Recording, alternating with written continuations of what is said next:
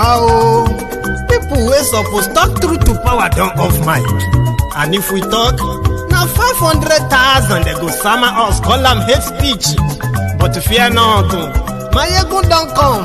He go torchlight every corner, nooks and cranny of all these bad people where they spoil our country.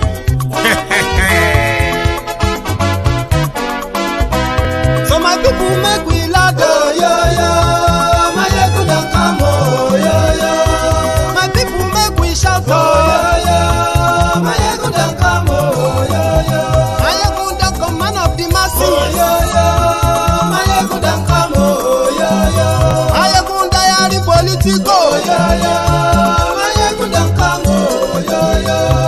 This one not the off in mind, oh, yo, yo. Maiyegun don't come, oh, yo, yo. They touchlight every corner. Okay, some people be they holla say they want the power. Them be promise us say we go get light and power. Them hustle sote they can't get the power. But now they know they do anything with the power. Every day dollar just they get the higher power over naira. See them talk say make we off mind. But thank God say Maiyegun don't come. So my people make you loud, oh, yo, yo. Maiyegun don't come, oh, yo, yo. My people make we shout, oh, yo, yo. Maiyegun don't come, oh, yo, yo. Maiyegun don't come, man of the masses, oh, yo, yo. Maiyegun don't come, oh, yo, yo. Maiyegun diary politico, oh, yo, yo. Maiyegun don't come, oh, yo, yo. This one not they off in mind, oh, yo, yo. Maiyegun don't come, oh, yo, yo. Person where they do evil, no one make person talk. Them say that Maiyegun, that man too they talk. He too they talk. Say Maiyegun diary, he they hot like pepper. But every day then they take money in bulk. Woman picking, they the street they hawk. Still them talk say make we no talk. But thank God say Maiyegun don't come. So my people make you loud, oh, yo, yo. Maiyegun don't come, oh, yo, yo. My people make you shout, oh, yo, yo. Maiyegun don't come, oh, yo, yo.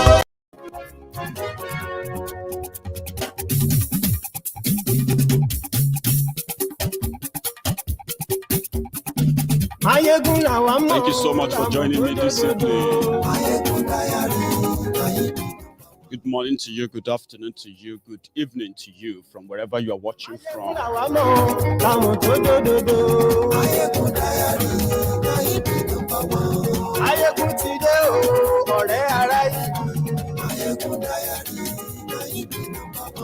Lórí Facebook, lórí YouTube.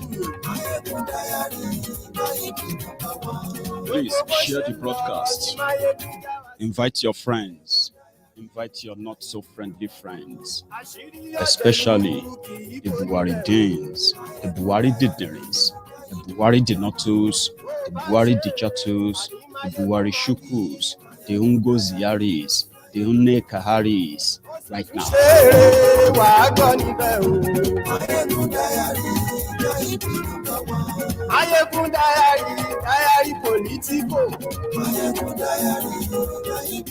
While you are at it, please don't forget the humbled slaves, the obedient fools, the sophisticated morons, the Lagos Abobakus, the Oshogbo Alimajiris, their uncles and aunties abroad, the Abroadian Buhari idiots. I'm talking about the Mumu lecturers, the Bele lecturers, and the rest of their clans that you can remember too. Tag them, thieves. Fighting thieves. How do you think that is? It's a circus.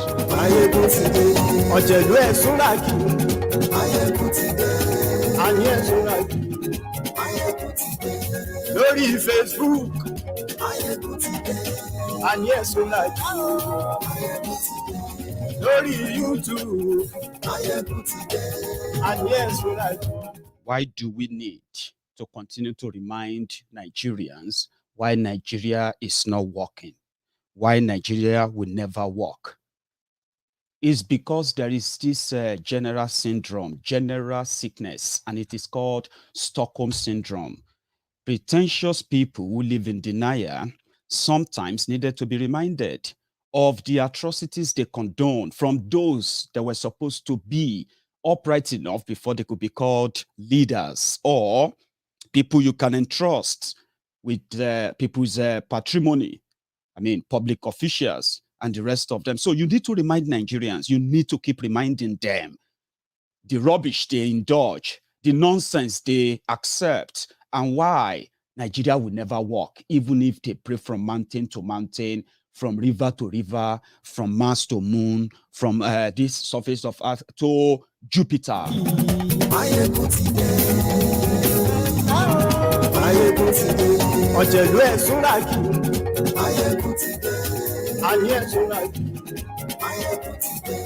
Lórí Facebook. And yes, we like. Thank you. Share the broadcast. Lórí YouTube. And yes, we like. Oh, Baba Bewure. And yes, we like.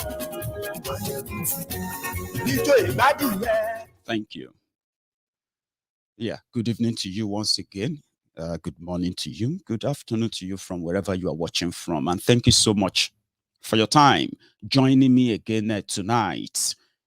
Some of you might have possibly listened or even heard this audio. But for the sake of this conversation, this is not the first exposure. This is not the first, a bit of insight into how they are running Nigeria. A circus. Most of it contributed to the state of Nigeria today. Corruption, impunity, and the enemies within. When APC, Egbekegbe, came to power. Let's start from the beginning. It was this retired Megad that said he was coming to fight corruption. Let's hear from him. Hello, Nigerians. As we enter a new year, let us talk Nigerian to Nigerian. Many of you believe that something is wrong with Nigeria. Many of you have given up. You think this country can never be good, can never get better. And so you forgive politicians for stealing and for mediocrity. Because you say to yourselves, they are all thieves. They are all selfish, and nothing will change. But is that really true? It is not. Many people ask me, why am I running for office again? And I ask them, what has changed since I began this mission? Can you honestly, truly say to yourself that our country has changed for the better? Are our children safe when they go to school? Are our parents safe when we leave them at home? Is the naira in your bank account of greater value today than it was 4 years ago? I am Muhammad Buhari. I am urging you to have your PVC, and on election day, you go peacefully and vote and make sure your vote count. Thank you very much. Vote for change, vote APC, vote Muhammad Buhari. So that is the Gaima that then brought in the fellow thieves. It is like a story of Ali Baba and 40 thieves. That is the story of the change.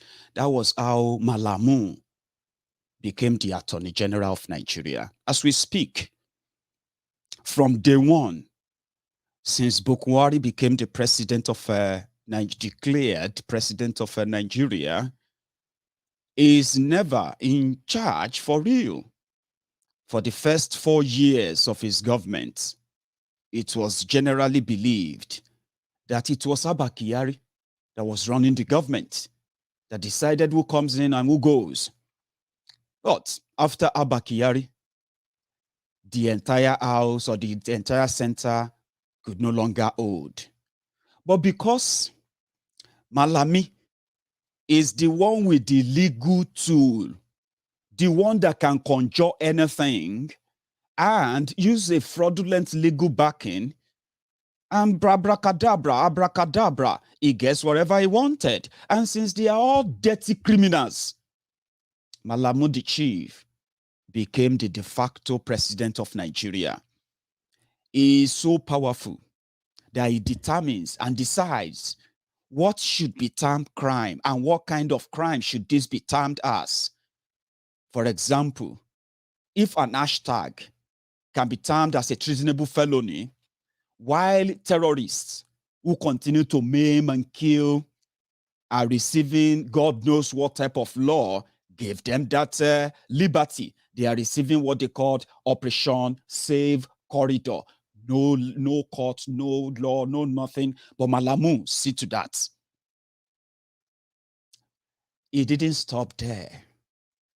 You know, every legal agreement, that whatever bilateral agreements Nigeria wants to go into, or the one Nigeria is into that needed to be renewed, Malami ensure that he taps into that for himself and not for Nigeria. And in this case, it became the epicenter of the corrupt, the embodiment of the corrupt deep state in Buhari's government. You don't need to hide it anymore. And these are the antecedents. But before I get fully into that, I think we should listen to this. When after they came to power, what have they been doing behind the scene? How come corruption, they said they were coming to fight, somehow has swallowed them? And they are now the full replica of what you all scared and, so afraid of PDP turning out to, the monster of corruption. So some said PDP started out to steal. APC came to legalize it. So the insight into that, usually they come into the open, but who do you report to? When you report Malami, who do you think, or why do you think no action is ever taken against him? And why do you think that their war against corruption has become a charade that is now targeted at those they considered enemies? Now, you might have been hearing stories, which most of the time is the case. But for the first time, you have an idea how the EFCC, Nigeria EFCC, that is chasing after Yahoo boys, breaking into hotels and all of that, why they left the big fish who have been stealing and laundering billions and billions of naira from the Nigerian treasury. Why did they ignore them? How come they have data on them? And most of the time, when they pretend to have, caught up with them, suddenly the whole case will just be like no head, no tail. You have the idea now. Watch your screen. I'm noticing is poorly prepared. Gaskia is not to appeal. It will not enable the court above to set aside the decision of the lower court. It's not strongly prepared. It's not strongly prepared. Lawyer in Gaskia it does not know much. Okay. Wallah, it does not know much. In order to make you understand this clip very well, if you are seeing it for the first time, all right? So you see the person on your screen is official, a very senior official of the Nigerian Economic and Financial Crimes Commission, EFCC. And the other person on the phone that he is talking to happened to be a suspect or representative of a suspect that is being prosecuted in court by the EFCC, right? And many other things revealed in this conversation. We will continue after this.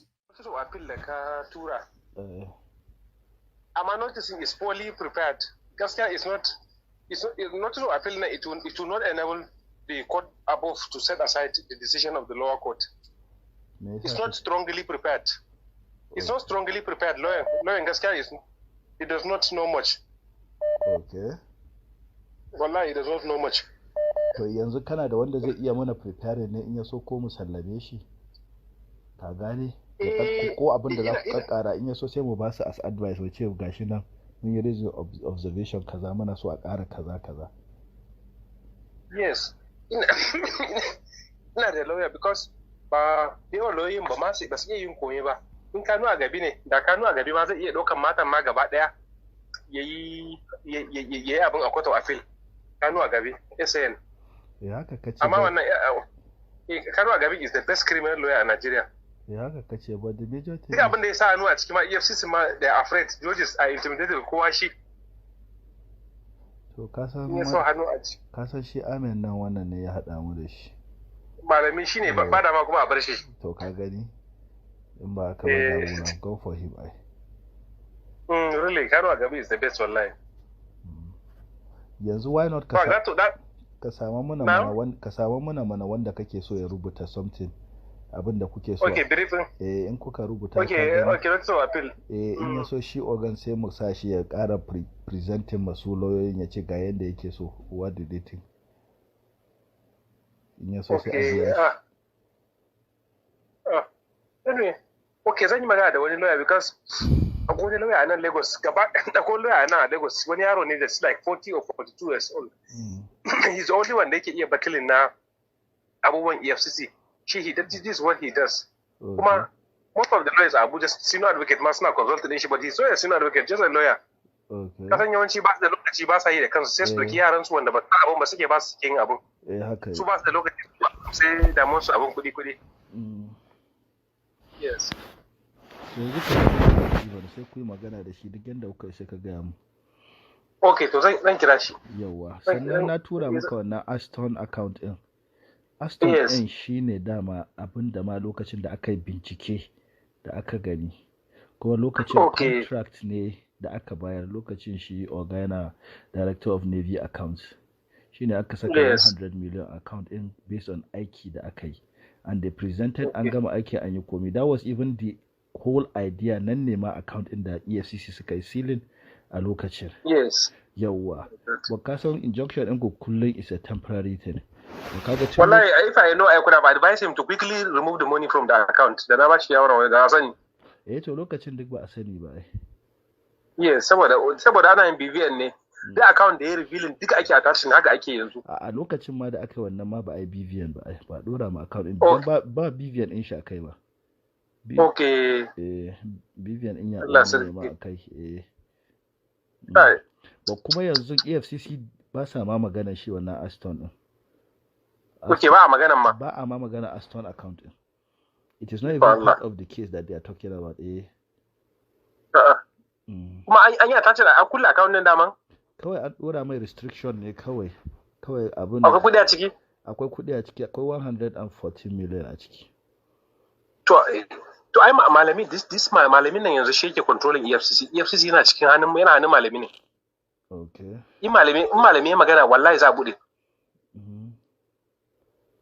Akwai account idan aka magana malami shi ke control na EFCC account na mutane da yawa yanzu ana budewa manyan cases yanzu an yi mishi magana ya ce muna da zai yi so ka san we are taking it easy ne shi ma wuce yes shi ba yana dealing da commission din cleverly yawa da abubuwa sun mai yawa kar ya je ya tsunduma kanshi kan wani abu wallahi haka ne sosai amma wa yake investigation din CMU ne suke yi investigation shi wancan first account din wancan first account din that was even the issue da aka samu ka gane Navy lokacin a 2015 December Navy suka yi moving over 2 billion sai NFIU ta yi flagging da aka yi flagging sai Buhari ya ce ma NSA he should investigate so da aka ja ka investigating shine aka tafi da su ya Alhaji da shi yana director of naval account aka tafi da cewa accounts and budget gaba ɗayan su da aka je da su EFCC da aka je da su na gan shi a wajen na gan shi lokacin a Abuja yawa to lokacin sai suka ce a'a su sun samu clearance daga Attorney General na ga mishi lokacin da Kabir yake ga mu na ta ga mishi ai ta moving kudi account a waye but I don't know account ba kulle ba duka ai moving kudi a ciki yanzu dai ka duba muna in zaka iya kai investigating case na Aston din nan mene yake ciki domin shi ba a ma magana shi sai kuma ka nemo muna yaron nan ka ce mishi gashi nan kana so ya duba ma wannan ya rubuta maka brief din sai ka tambaye shi ko me za a bashi da Allah. Okay, to shikenan. Ina ga CMU ma zan kira koliki na gobe a CMU. Zan tambaye shi akan Aston. Yawa.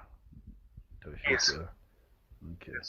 To shikenan. Nagode. Mun gode yawa. Thank you, sir. All right. Thank you, sir. Yawa.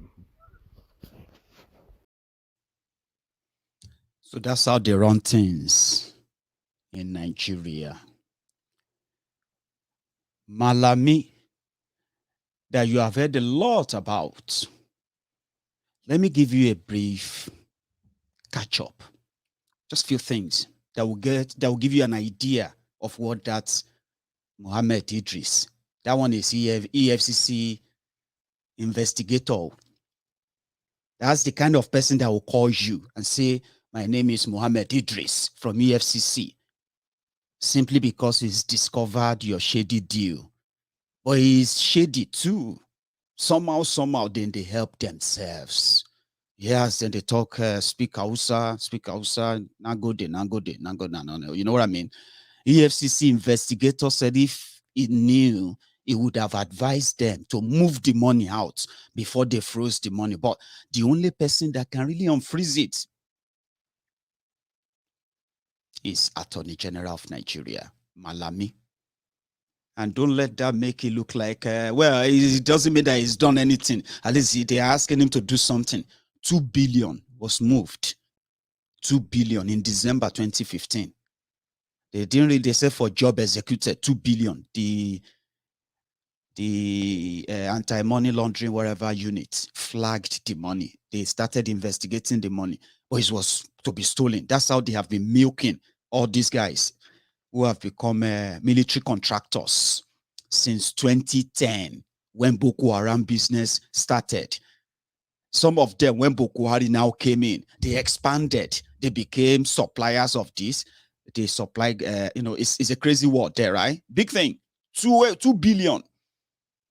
But out of that 2 billion, there's 114 million in a particular account they're discussing with this guy. They said, talk to Malamun. It was Malami when Nigeria was to receive debt refund from Paris Club. It was they've in fact, before that one, before the Paris Club money, Abacha loot. Nigeria under Goodluck Jonathan, they've agreed on all terms, and what was left was for the people who were holding Abacha money to return them to Nigeria. Then Goodluck Jonathan lost the election. These guys came in. So all done, just for Nigeria to say, yeah, please send the money. Malamun put that aside, decided to appoint Nigerian legal team. His job is the legal advisor, is the number one law officer. He has lawyers within his own office there. No, he didn't pick them. He just choose another lawyers who will then charge Nigeria 20% of that money as their own legal service for processing the money. That's how Malamu makes his money there. So whenever they return Abacha loot, Malamu is getting 20%. And by law, he just put it there like, yes.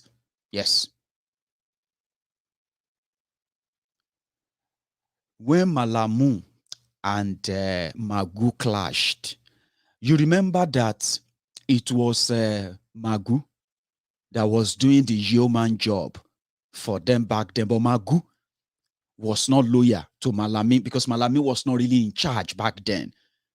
But immediately after the death of Abba Kyari last year, Malamu went straight after Magu. He decided to invite him on the letterheaded paper of the president. Come to the villa, you are needed. And from that moment on, Magu never saw the public again. What happened? Every returned loot that these guys have received back, including the ones they recovered from those they called thieves who stole money yesterday, he knew that it was pretty much like everybody is just taking his own bite. It's just free for all, free money, big money. But Malami want to be in control of everything. The power to be able to say who is guilty, who is not. And he needed the EFCC, the ash backing dog of every government in Nigeria since Obasanjo days. What happened to Magu? No trial, no nothing, just locked up inside that rock. And to everybody, nobody questioned what's the reason. It got replaced. Boom, another person continued the job. Yes, Malami is finally in charge of the EFCC. And since majority of, well, if not all of them, are thieves, so Malami decided everybody's fate. He is the most powerful person right now in Nigeria, but there were powerful people yesterday as well. It will pass him. Yeah? They said they've recovered over 200, well, hey, according to them, they said they have recovered over 800 billion from looters. When they asked them, where is the money? They said they have remitted the money back into the federation accounts, and the money has been used for the construction of Lagos-Ibadan Expressway, for the completion of rail projects that they also borrowed money from China too. You know what I mean? No account, no accountability, no nothing. For some of you who don't know who we're talking about, this is the man. And by revolution, through revolution, what does it entail? He did not call for a revolution, Mr. Attorney General. The title, the hashtag for his protest revolution was now. Revolution Now. He was not calling for a revolution. And then you now call on change of government through means other than democratic process. One of the charges against him is also for insulting the president. Come on, Mr. Attorney General.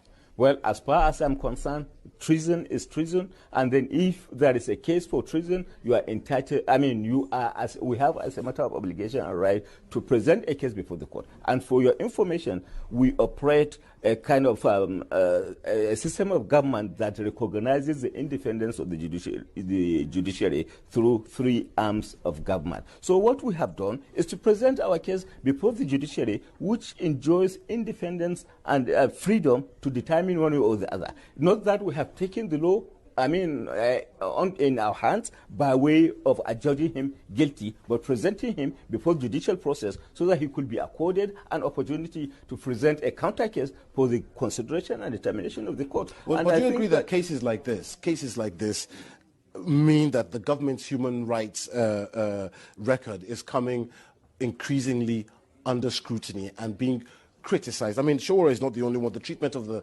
Shia population in the country, for instance, Dadiata Abubakar Idris, who is a well-known government critic who is in detention, and then there's also the case of another journalist, Abba Jalingo, who has also been in detention for over 30 days. Well, what is the government scared of? I mean, what are you afraid of? Well, when we talk of rule of law, it's rooted in constitutionality. So, provided you are called, or you are making an attempt to call for the change of government through means other than means that are constitutionally recognized, you are entitled to be arraigned, and then in arraignment, you are equally entitled to put in your defense. If indeed the court finds otherwise, the government naturally recognizes it.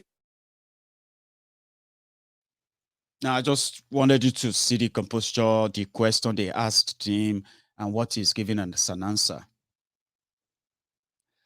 See, some of us know that no matter what we say, or even no matter what you tell Nigerians, all right, they are ever going to stand by and behind guys like this. We know that. But you see, the effort we are putting into all this is to just also remind you that if you look at the likes of Malami, who have the power, well, should I say the constitutional power to use the law justly. If there is injustice, there can't be peace.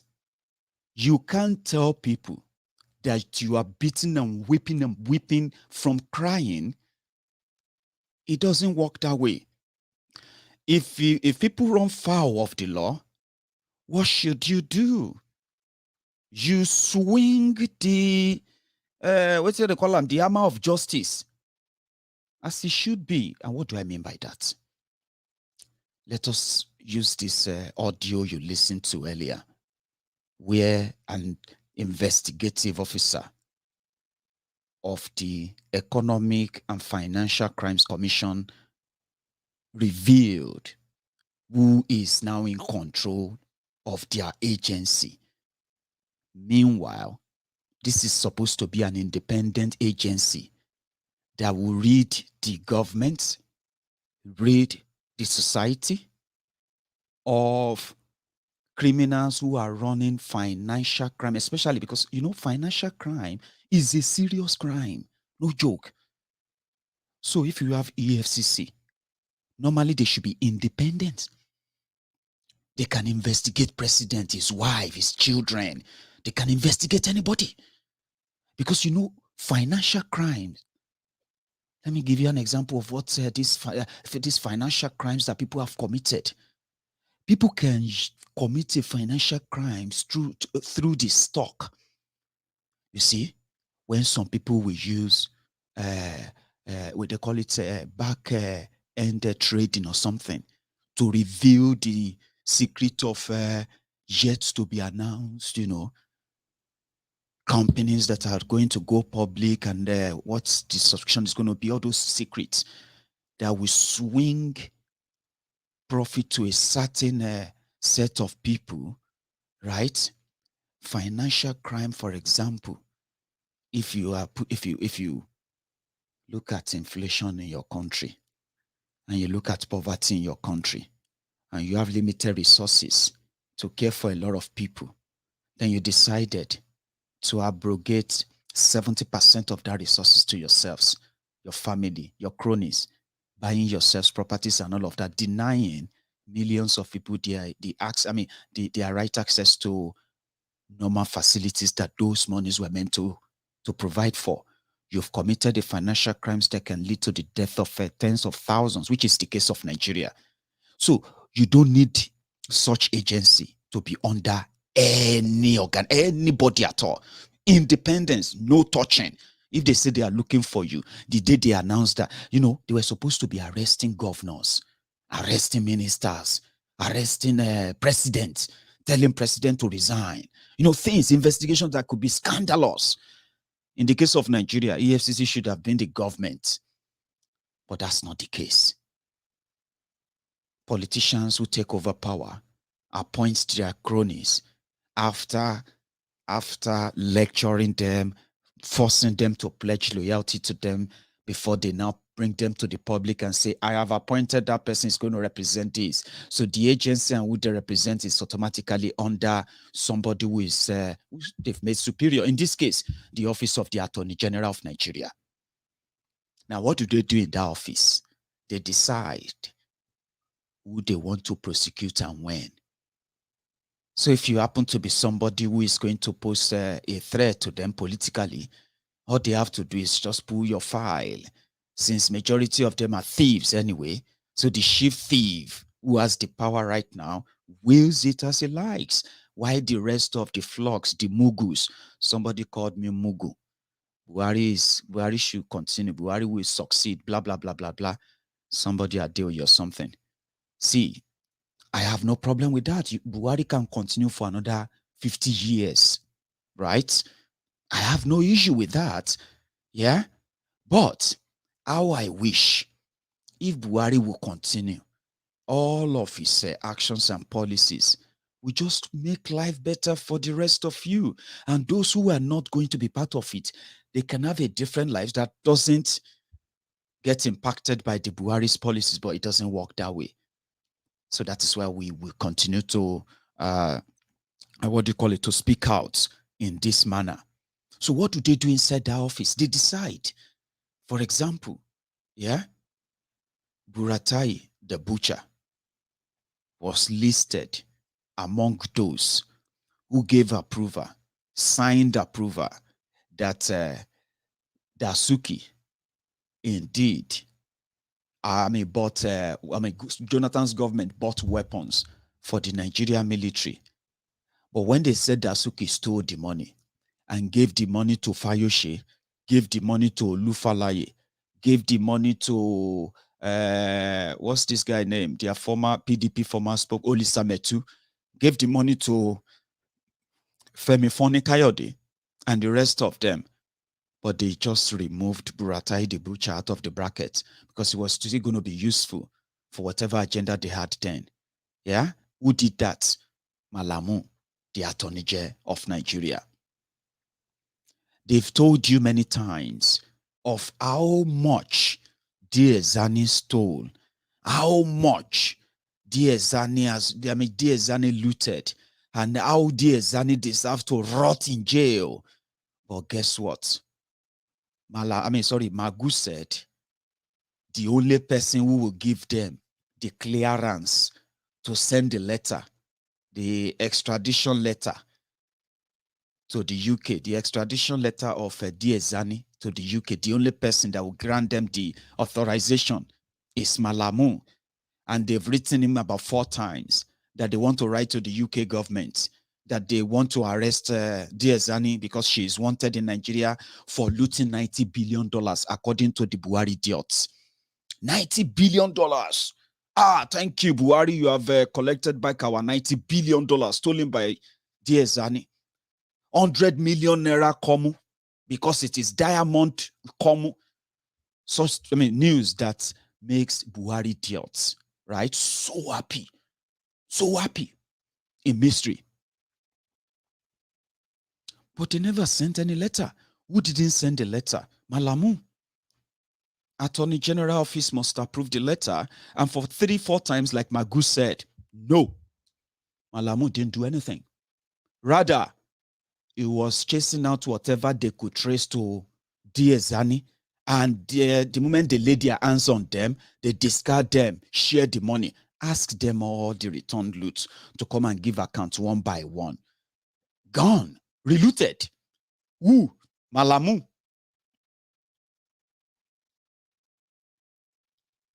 There is a state governor who is a thief. A state governor who is a big thief. EFCC said they traced him. He withdrew 60 billion from the bank one day. That's impossible. How can he withdraw 60 billion? What is that's what people were interested in. Last, we didn't know that it was Yeye Bello of Kogi. The guy who is so confident here. Listen, they refunded what they called Paris Club refund. That was the lender who was deducting billions and billions and billions from Nigeria for years after Nigeria got debt relief. Then they now discovered that they've overdrawn Nigeria. So they decided to give the money back. The share that got to the Kogi people, people who have not, some of them have not been paid their salary for more than 2 years. They dare not even come out to talk about it or protest about it. They're not on them. Yeah? Now they gave them about 18 to 19 billion from that money. They deducted the money from Kogi's allocation for those years before Yeye Bello came. They gave them the money. Yeye Bello and some other banks, they decided to, they call that thing? Freezing, not freezing. Fixed accounts. They now fix the money to be taking interest. While thousands of people, workers in Kogi states, many of them died. Some of them completely hospitalized enough that they, health-wise, their money was lying somewhere. EFCC discovered the money. It became a big issue. So they finally had to withdraw the money back to the central bank. The Kogi people didn't get the money. Yeye Bello couldn't touch the money. But they found that prior to that, he had other deal that he withdrew 60 billion. They're like, how you take Duam? Does it really matter? The account shows that from that same account, a particular account, 60 billion was moved in the name of Kogi state government, a state that is so mismanaged, so poor. like every other part of Nigeria, and majority of them keep living in denial. They are the same people shouting white lion, white. So who decides who should EFCC prosecute? Malami. Now, the looting continues. Everyone is it's just like a bazaar. What they do is that just put it in the budget. Once you put it there, wherever the money is going to come from, even if they have to print the money, sell anything, whatever it is, just get the money. It's like the end of the world for them. Who is shielding them? Malami. Banks, big banks that are in serious EFCC investigation. That is why EFCC, when they became bored, they just started breaking into hotels looking for Yahoo boys. So where do you think that is going to take you? When thieves are never punished, when terrorists are never really brought before the law, because your government have a lot to hide. They can come around and display bodies and tell you, we've just killed these 20 people. They are the terrorists terrorizing there. And when it is time for them to show us the ones they arrested, the ones that surrendered, interrogated, and discovered those who are actually no, you won't hear anything about that. Because according to Malami, that's none of your business. So insecurity will continue because of that corruption. And then you turn around, you say, Buhari is going to succeed. Succeed in what exactly?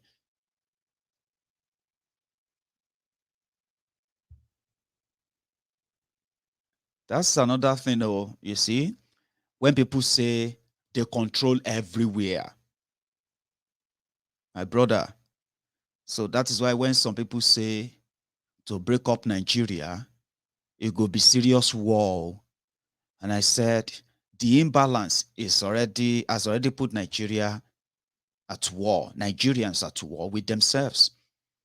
If you go to the NNPC, you will think that you are in Kanu, any of the offices all over Nigeria. It doesn't matter anywhere. NNPC office anywhere in the whole of Nigeria, east, west, south, forget it. You will think you are in Kanu. If you go to the Nigerian Custom Office, Nigerian Immigration, if you go to the Nigerian where else? Custom Service, go to Apapa and all those places, go to the airport and the rest of there. I mean, it's not that there should be an issue with that. But we all know that those who took over these positions, they are not there because of they were the best for it. No, it is not by merit. We all know that. This imbalance, quota system, the imbalance is the reason why we are where we are today. Some of you may not even understand. That's the reason why we are where we are today. Where we are today and why we're where we are today is because of 16 years of mismanagement of resources. That's the problem. That's why where we are today and why we're where we are today is because of 16 years of mismanagement of resources. That's the problem. That's why we're You know what I mean? It's confusing. They combined the loan taken by Buhari's government in 6 years, and they put it beside all the loans collected by all of the presidents who have been before him since 1999. Buhari's loan, APC, Egbekegbe's loan, in 6 years is triple. I mean, like it is triple of the combination of all the loans taken by Obasanjo, Yaradua, Jonathan for those 16 years of PDP instead. No joke, I'm not joking.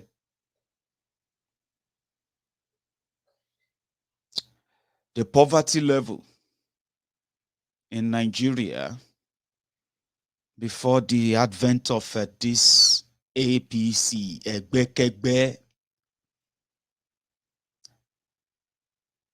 was put at an average manageable for a country with an economy that is emerging. They didn't say people were not poor. For my brothers and sisters, in 6 years, APC, Egbekegbe, took Nigerians, according to the data back, they said over 60 million Nigerians were living in poverty. But by the time APC, Egbekegbe, took charge, the poverty level in Nigeria was hovering around 76 and 82 million people, plus or minus. But 6 years after that, Buhari and gang, they have added 80 million Nigerians to the bracket. You may live in denial of it. That's your business. But Shakpana, your friend, as people they ask, Shakpana, your friend, you cannot pretend to be belleful where we can see the hunger on the faces of millions. It is so easy and obvious. You know that. 170 million Nigerians now living in abject, extraordinary, exponential, I'm looking for these fancy words, poverty is called. Something very big, something that is scary, something that can cover almost half a continent, something huge. In 6 years, they pushed more into poverty. And it's not far-fetched. 13 million unemployed Nigerians in 2015. And now you have more than 80 million Nigerians unemployed. No joke. 33% they said. But people are saying, come on, man, it's more than 43% of those who are unemployed in Nigeria. Now, if you really want to be really serious, some of what people call jobs in Nigeria, they are called underemployment. How could a graduate be working and collecting 15,000 naira as a teacher in a private school, private primary school, I don't know. But he's working 15,000 naira, which comes to how much in pounds? 20 pounds, 25 pounds a month. A graduate is working. They say, yeah, what are you doing? My brother, we thank God, though, I'm still managing somewhere. The thing I like about them is that they are not paying much, but they pay on time. How much are they paying you? 25,000. You graduates. So you spent all those years suffer, like say, once you collect your certificate, your life go change forever. Of course, your life changed, but it wasn't for the better. And you did all of that for 25,000 naira job. When they are counting people who have jobs, you'll be like, at least I'm employed. So people said, Maiyegun, if we want to really be truthful to ourselves, you are going to get more than 80% Nigerians who don't have jobs. Many just have something to get by. In this case, majority of them in their youthful age, when they should be productive or what have you, they become like average or even like below average productive. And by the time they realize they are old and they can't really do a lot anymore. That's what Nigeria does to you. That's what happens when they take everything away from you. You know what I'm talking about?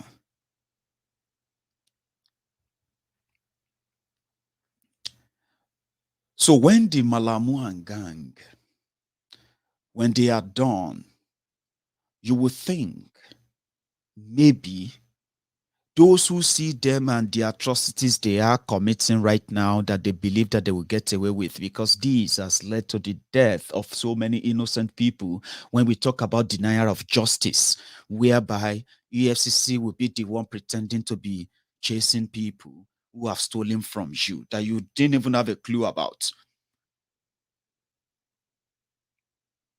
And then they were shielded by the same people who pretended to be, they are the ones who will suggest lawyers that EFCC are afraid of. Can you imagine that? The EFCC is afraid of some lawyers in Nigeria. If they sign any document, even if you are a thief, if you go to them, what happens is that in Nigeria, this is what they do.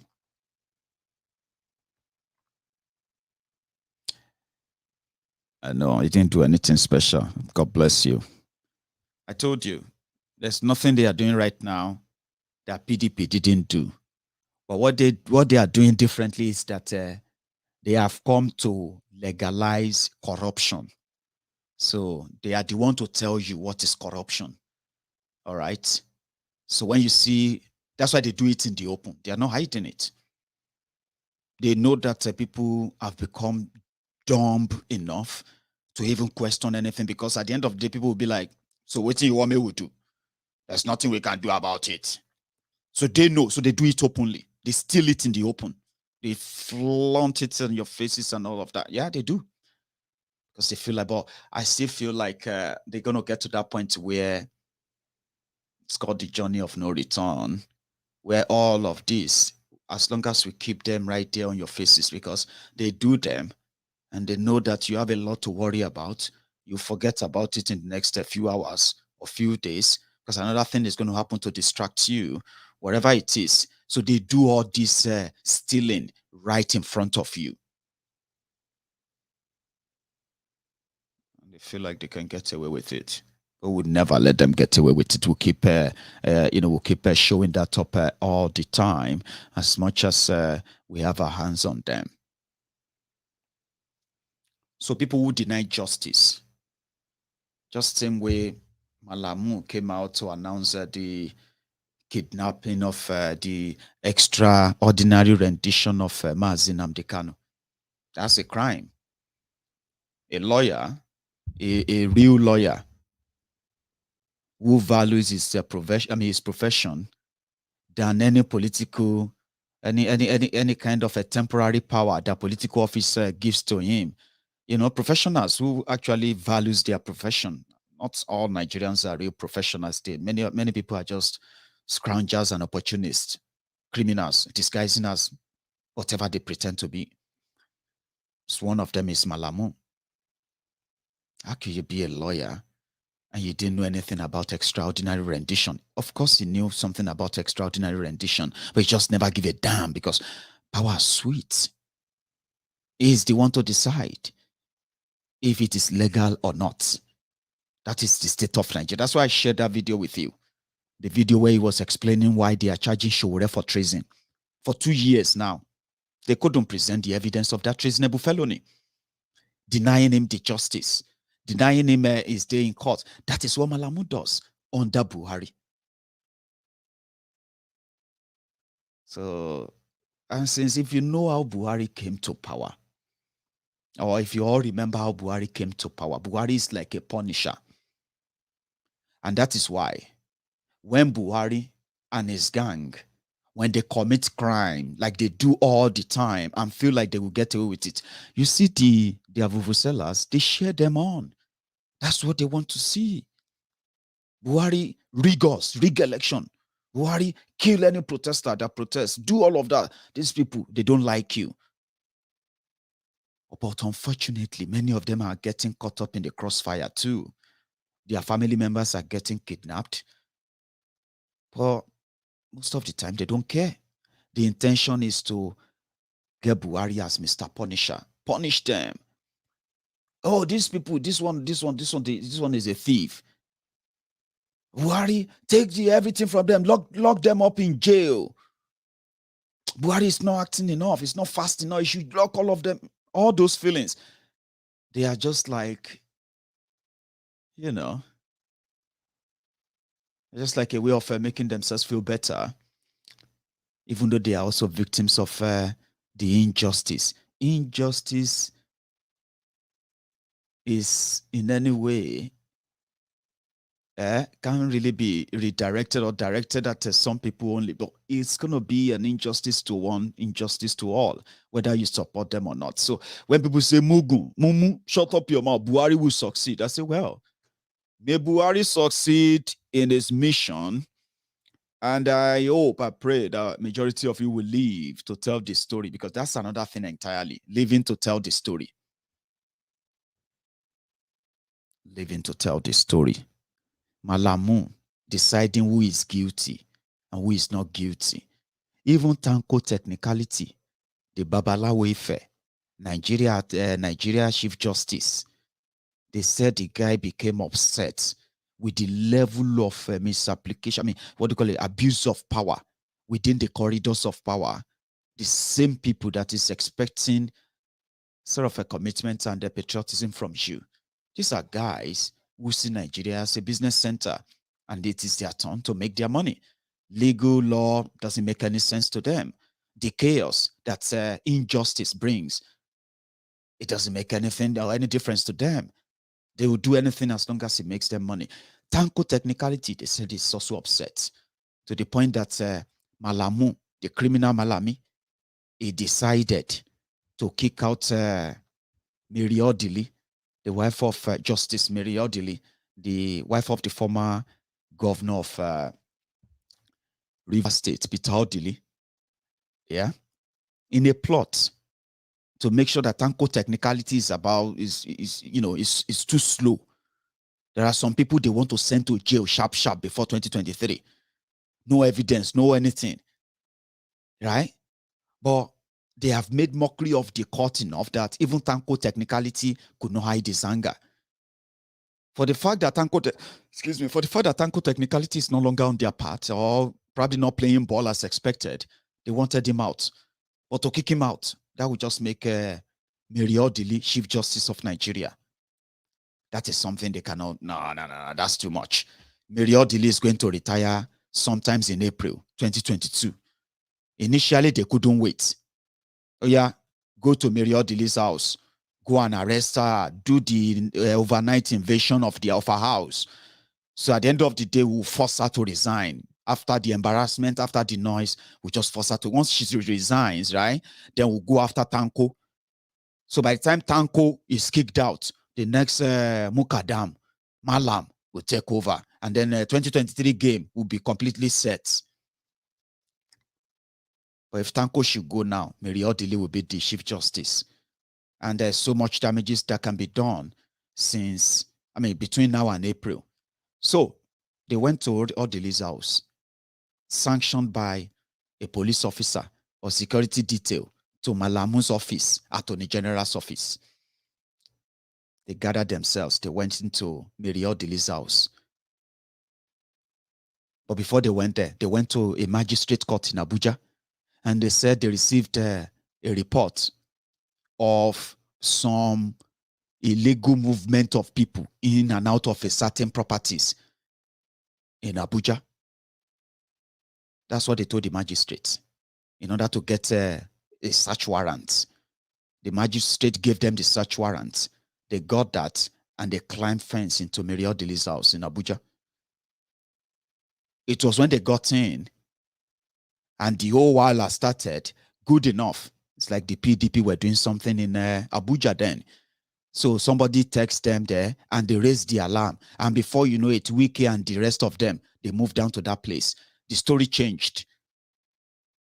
Those guys acted on their own. They have their names, so they have everybody's police officers who went there. The process of getting search warrant from magistrate court, all of that. So everything linked to Malamu, the Attorney General of Nigeria. So when that didn't work, they just threw all the boys under the bus. You see all these scandals like this, yeah?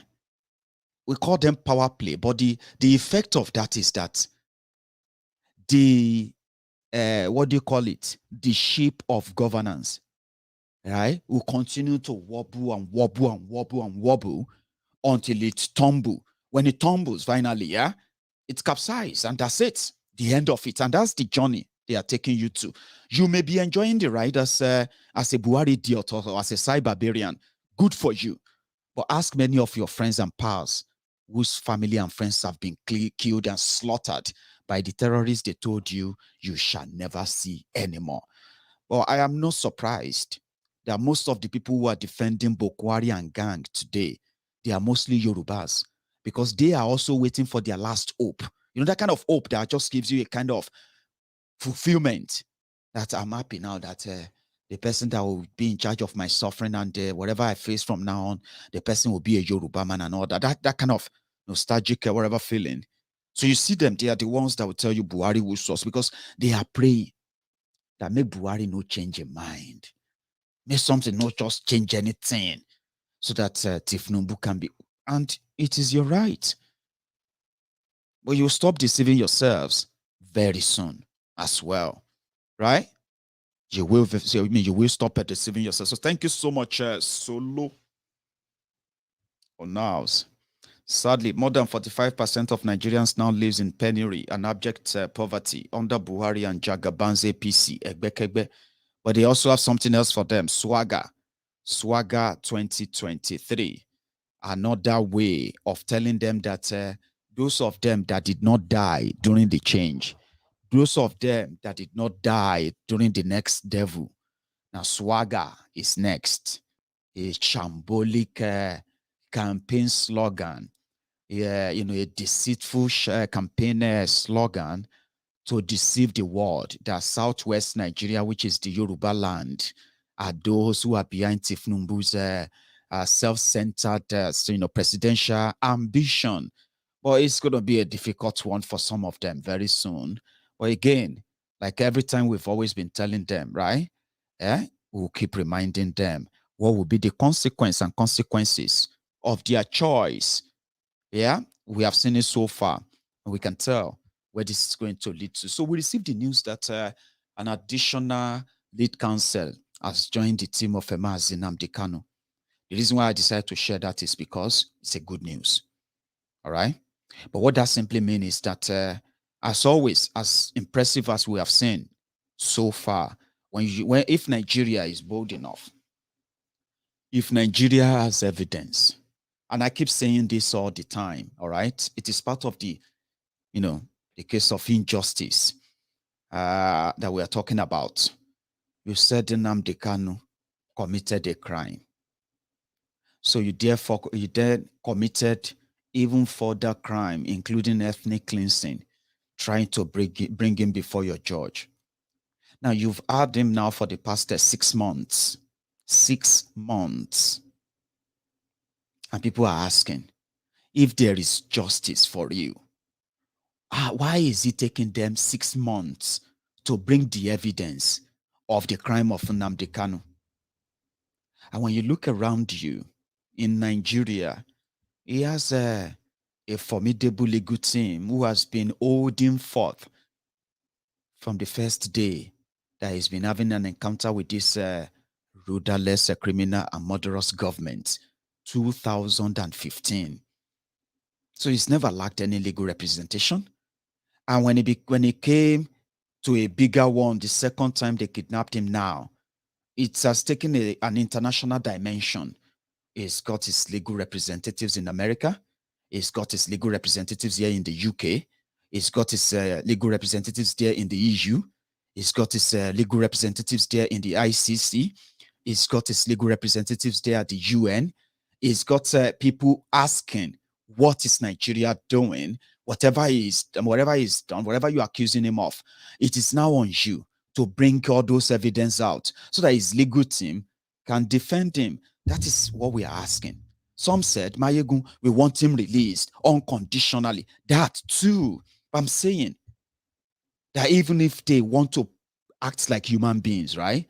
Nnamdi Kanu never lacked legal representation. And if you have checked the timeline of all the times he's been in their court or he's been in their custody, they have been the ones running away from the court, giving different excuses. And whenever they appear in court, they always ask for an adjournment. Either their witnesses are not coming on, or they want to cover the heads of their witnesses against civilians that they have accused of heinous crimes for asking for independence or for asking for a referendum to have their own country. So 6 months, come on. Like, even if you think that Nnamdi Kanu is wrong for the way he's asking for Biafra, do you not think where there is justice, 6 months is enough for Nigeria to have opened up a baggage and a bag of evidence of why they decided to kidnap Nnamdi Kanu? But if you look at Nigeria, like I told you, yeah, injustice, corruption, oppression, whatever you want to call it, majority of Nigerians are not really kind of opposed to it. When you see many Nigerians talking about all these things, you see all those politicians, they are thieves. They will steal our money. They will go and do this and that. They will buy. They will use our money to buy house abroad. These politicians are selfish. They are murderers. See them. They are buying guns for everybody to kill people for them during elections and all of that. Oh, look at that politician, that big man, oppressing us in our street and all of that. Nigerians talk about them all the time. Police brutality, military brutality, and the rest of them. Some of them have knew about all these things when they were babies. Many of them, Nigerians, they are in that police, they are in that military, they are in that political offices. And the same thing they complained about when they were kids are the same thing they have now escalated, unleashing on others. So most of the time, it is about who is doing it. That's what will make people tell you if it's wrong or right. So Nigerians don't really hate corruption. They don't hate oppression. They don't hate suppression. They don't hate impunity. They don't hate most of these things for real. They just hate it when they are not the ones doing it to others. In most, sadly, in most cases.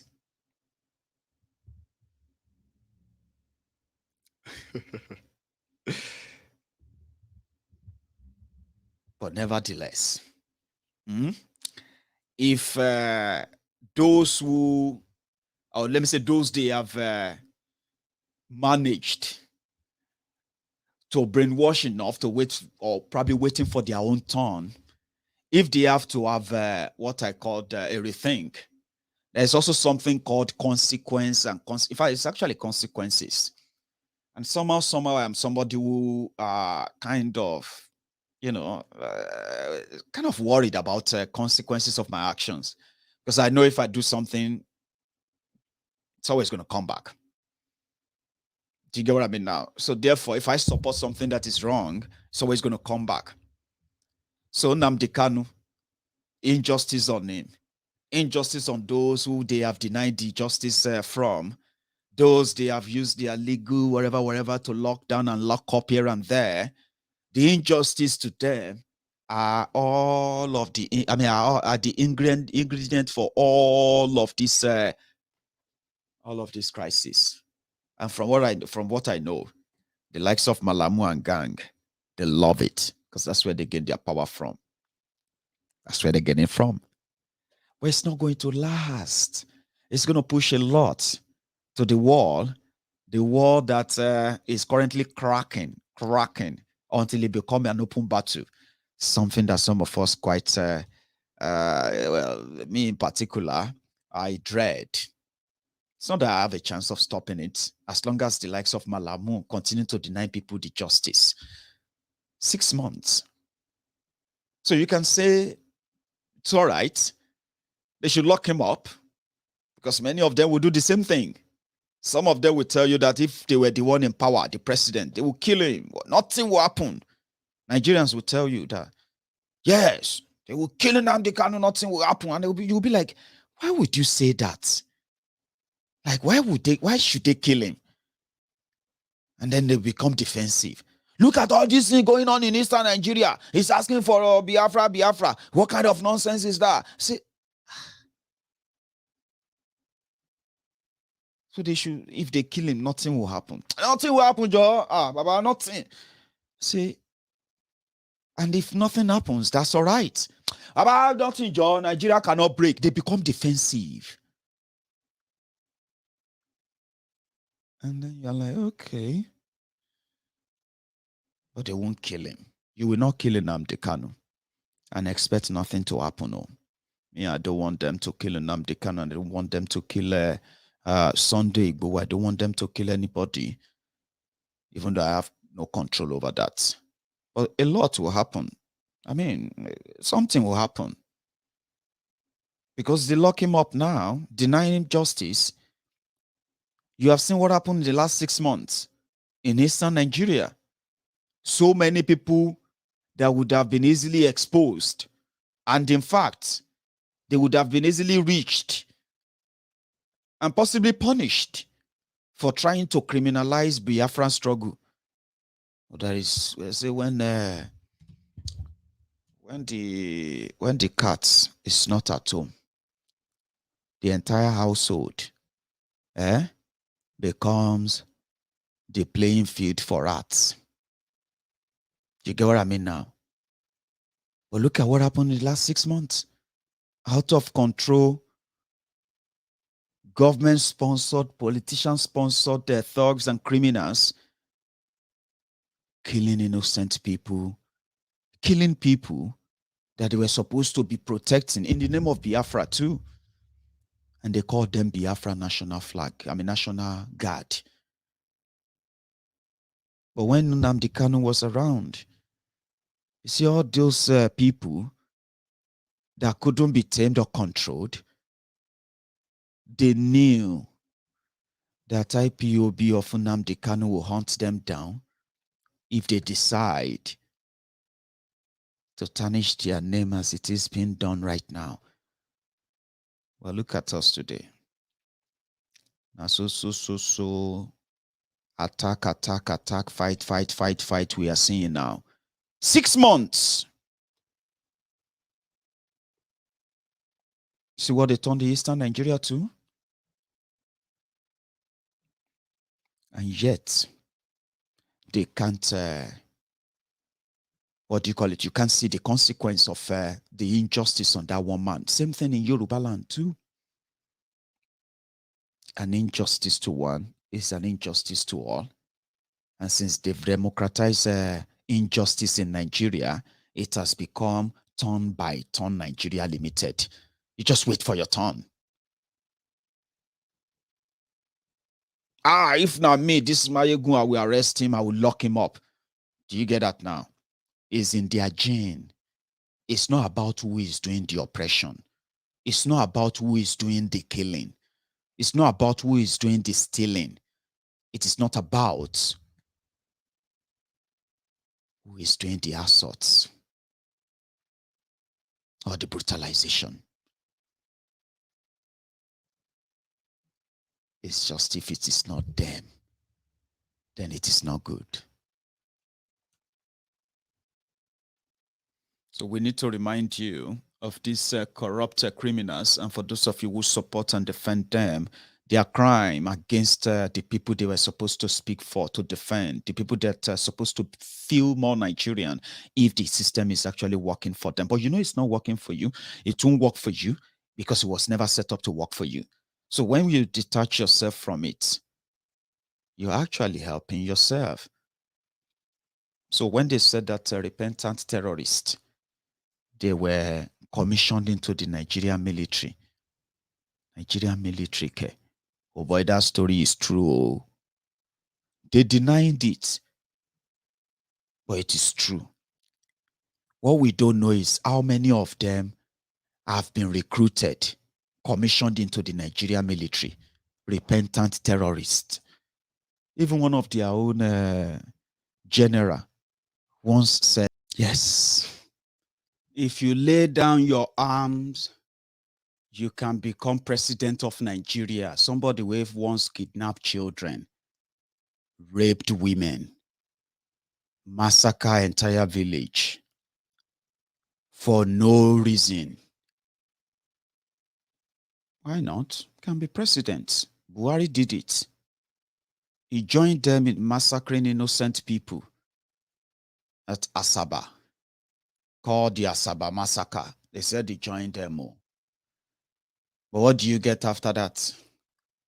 He became the head of state of Nigeria. He led Nigeria. He came back and 37 or 30 years later to become the elected president of Nigeria.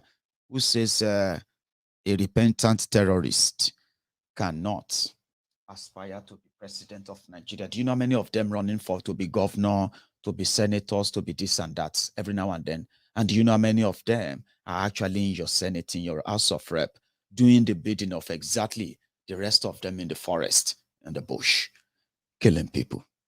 It's all the same in the same cycle, whether they put on the agbada or they put on the bulletproof vest. It is the same thing. But from inside, they get those who actually give them the easy way out. Legally. You get what I mean now? But it is your choice, wherever you take. So me, I will give a quick cap, and then I will open the line. Somebody said I should open the line. So let's see if we can take few calls, just few calls in tonight before I call it a night. Okay. So if you check the screen underneath, you will see that WhatsApp number right there. You can type that in, and then I should be able to see your call. Okay. So there's one more thing I wanted to add. I picked this up. A listener from Ghana. You know what happened? The government of Ghana decided to increase the tax on recharge card, data, whatever they call it. So they have to make a bill in their assembly, their National Assembly. So when the opposition voted against it, that things are tough. You cannot make life too hard for people. The people in government, they voted in support. Somehow there's a tight. And in their law, they said their speaker, who preside over plenary like that, they don't vote. But the speaker is a member of the ruling party. And so the guy put the normal African mentality and say, I'm going to vote. We have to pass this thing. Ghanaians must pay. Just like in Nigeria. And so far, I start to.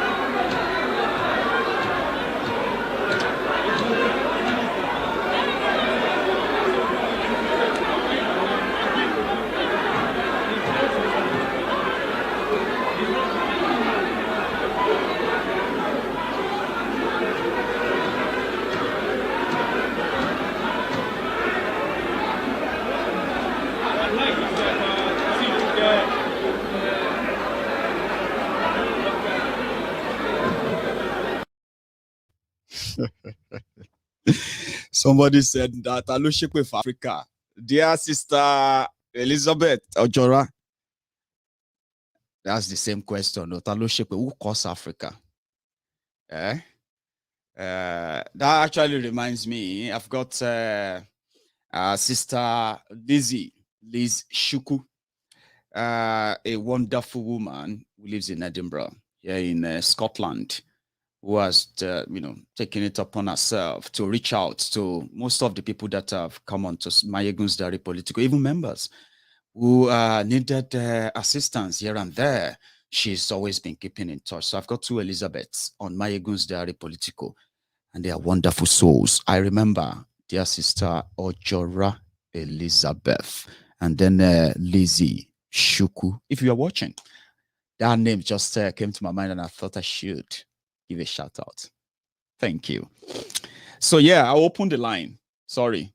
If you want to add your voice so that I can use the next half an hour to have other people's opinions about this. My own verdict is that sooner or later, the likes of Malami, they will end up where they belong. And when that happens, those who are raising the voice of leave them, Joe, leave them alone, they will succeed. They will, when their actions kills those they will kill, yeah, they themselves, there is a place waiting for them. I can tell you, it is not the mansion or the palaces they are building. That's the new world they are yet to understand. The new world that even you, their defenders and supporters, are yet to understand. These guys have committed atrocities that have taken lives. And I'm not talking about just lives. We are talking about thousands of lives. In the world today, if you kill one and you can put evidence together to say these are the guys behind it, yeah, they will not go scot-free. In Nigeria case, we can put together thousands of lives who got lost because of the conspiracy and the work of these guys today all over the country. So I have my first caller, by the way. So I have one more where I want to add, but now I'm just going to make it like a a sort of a band, but it's not a band. Yima, are you there? Yeah, Baba. Thank you so much. Just give me a sec, yeah, and then you add yours. You hear that I said that last night I saw the picture of Aisha Buhari and the rest of them coming back from Turkey. So from that picture, I was wondering what's wrong with Aisha? What happened? Is she pregnant? Like Buhari might be a failure, and say men know they grow old. Even if Buhari turns 100, he go still knack. Now manage, they go manage him. And whatever come out of him, he go still turn to a baby or anything, except if they don't castrate him. So I raised this alarm last night. I just went to bed. Everybody don't go to bed. When I woke up this morning, it became a thing that people were beginning to. So when Aisha Buhari got to Aso Rock, what we were told is that Aisha Buhari has told all her staff to go on indefinite leave. Indefinite means I don't know when I'm going to call you back, but all of you go. I don't need you anymore. Go home forever. Yima, now the matter we just settle now, by the way. Baba, good evening, Jare. How are you? How do my brother? It's good to hear from you. He pay me, say I not get you that day where everybody they wish Buhari happy birthday. Yeah. But, that was not fast. You see, I want to ask a question. When we watch certain people, certain key actors in Nigeria act, do we see through them when they are in the message they are passing, the indirect message they are passing? Now, when Obasanjo made that statement, that rant that he ranted for the Joe guy, and I would like to commend that the Joe guy, that guy, man. The guy that responded. That guy, man. The Joe guy that was talking when Obasanjo interrupted him and hit the table. Yeah. Go on. Yeah, that guy, man. I respect him. You see, who was sitting next to Obasanjo on his right hand? I can't remember, but I think it was Gumi. It was the Sultan of Sokoto. Was it? If I'm right. I think so. That's why I'm not too sure if it was Gumi. Gumi was close to it because Gumi was also on that panel, I think. Obasanjo's rant there was just to show the North, the people that have fed him, in fact, everything that goes through his mouth and comes through the other side has been given to him by Nigeria. So he has to defend them in front of them. How can you tell an Ijaw man that something that is growing under his forefathers' feet, his oil, that it belongs to Nigeria? And he cannot tell, my guy, that is an insult. Very big insult. And the Ijaw have come out with a statement. And if I were Obasanjo, I would find a way to fly down to Ijaw land and beg those guys, because when you mess with the Ijaw people, they will not come out in the public and be talking to you when they see that you are talking nonsense. They will go back. Now you go come meet Ijaw man and say sorry. Now you. So you see what they are doing in that country. It is just Buhari is doing a very, very good job. In fact, I want to praise him very well.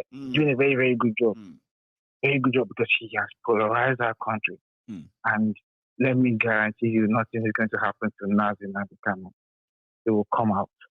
Any man that goes to jail and comes out successfully becomes stronger, wiser, and bolder. So watch out.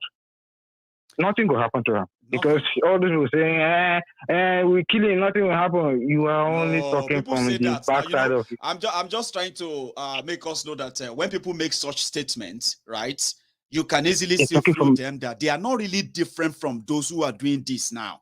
If they have the same opportunity, right, they will do worse to those they consider as, Baba. as enemies. It's dog eat dog in that country. It's dog eat dog in that country. Dog eat dog. Somebody will come out and tell you that Nigeria is a sovereign state. Do you know the meaning of sovereign? No, or are you just reading it from your government textbook that they told you? Do you know the meaning of sovereign? You cannot protest in your country; they will kill you. You cannot go outside; something will happen to you, and nobody will be held accountable. So, what kind of country are you telling me is sovereign? Do you know the meaning of sovereign? What is happening is that you guys are all in a cage. Until you climb out of that cage and come out, and then you look back, then you will discover that, oh boy, now really, really, really cage now they live, because zoo is, a cage that they live. Insecurity everywhere. You are not respected anywhere. And nobody is going to be held responsible. Like you can't say, the president is, let's hold him. They will say, no. Do you want him to carry gun? Oh, the army chiefs, let's hold them. Come on, can you carry gun yourself? And you're like, who are we going to hold responsible now? 2 guys were traveling from America to Nigeria on Ethiopian Airlines. They got stuck in Togo. Did you see the treatment they gave that guy? Those guys, just because they are Nigerians. Until you learn to separate that your last name Nigeria that you like adopting, and accept that you are either an Igbo man, a Yoruba man, Oduduwa son, you're a Hausa man, you're a Chief man, you're a Joe man. Call it tribal if you want to call it tribal. The Portuguese do it, the Italians do it, the British do it, the Germans do it. They are called by their tribe. That's right. So what are you playing? What is Nigeria helping? Maiyegun, I beg, make a Yima, thank you so much for it's annoying sometimes. Convo. It's annoying. Thanks, man. My regards to the women, by the way. All right, and to everyone. Oh, he's here listening to you. He's on my chest sleeping. Nice one, Baba. Nice one. So that is a Yima on the line. Sorry if I'm missing your calls, okay? But remember, it is WhatsApp only. So don't try and get that number and start dialing it directly. You will never get in. Okay.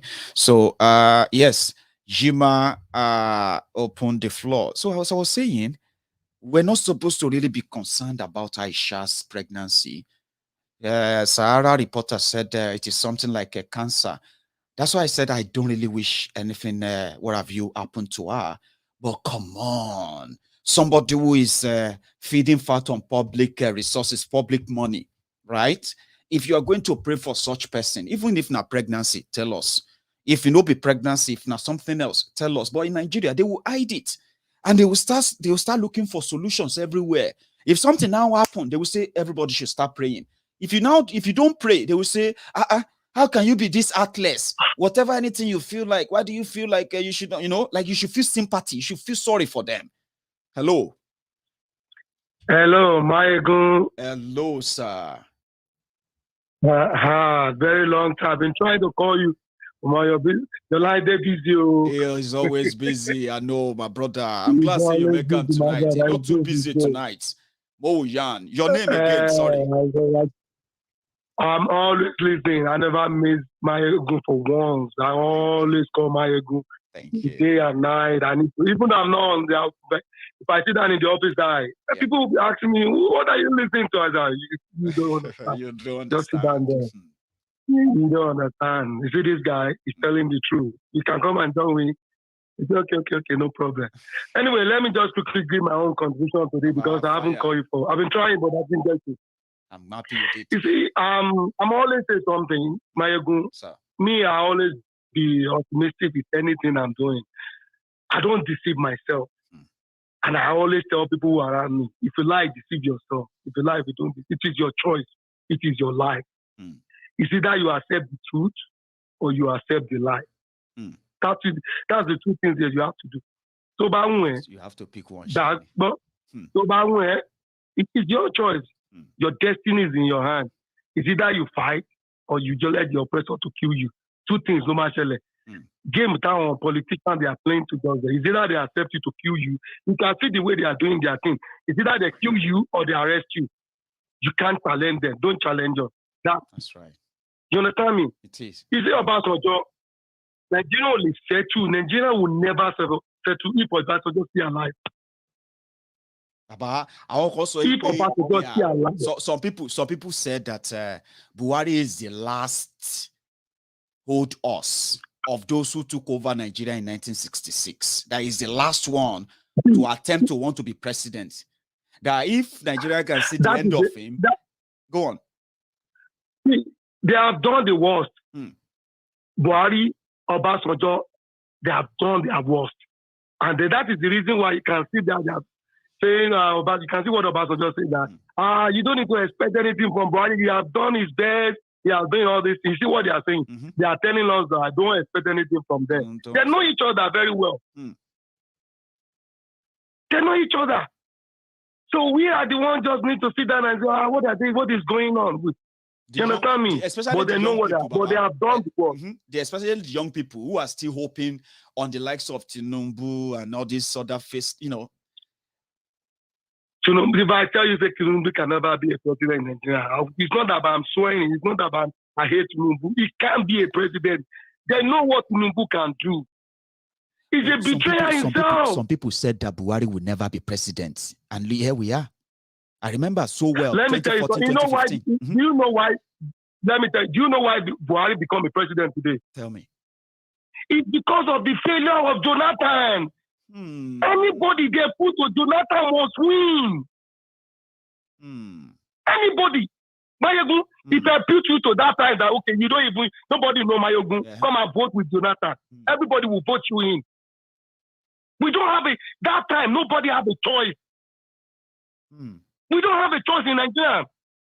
That is the reason why Buhari came back. Some people said that those who were older, who knew the antecedent of Buhari, that they should never put Jonathan and Buhari side by side and still go ahead and vote for Buhari because it ended up being the worst. Now, Jonathan is looking like a saint. Do you know the reason why they put? That's what I was telling you. Do you know the reason why they put Buhari there? It's because they want to rig away Jonathan. We all see Jonathan as a failure, completely failure man. That is the reason. But this time that everybody have seen, let me tell you, even though the blind man can see what is going on in Nigeria. That he doesn't see, but he can feel it. That Nigeria cannot last for 10 years. Something must happen. If that country will be going on war, believe me, it will go on war. I tell people, I say, let me just tell you the truth. Nigeria will never last more than 10 years. If they like, let them go to the, what is it called? The 2023. Anybody where they want bring can bring her. Anybody where they don't want bring cannot bring her. It no go last more than 10 years. If that civil, that revolution where they stand for, it will happen. It will surely happen. I'm telling you, everybody, we shall see what is going to be happening. Except they do something fast. I know what I'm talking about. I'm with you. I listen to a lot of people, and I attend different meetings. I hear some people, they are saying that they should start bombing, that they start doing this. They know what they wanted to do now. Even the Hausa know what they wanted to do. They started, let me tell you something, there is something going on in Nigeria now. What they are doing meetings. Every now and then, what are they going to do? Because they don't bother, even though Buhari himself already tired. They don't want the war to happen. Because when it's happened, people will die, they know that. So they don't want that thing to happen. That's why they will see they are climbing up people there. If you talk like this, they will start quickly getting you. If you talk like this, they will quickly arrest you. If you talk like this, they will arrest you.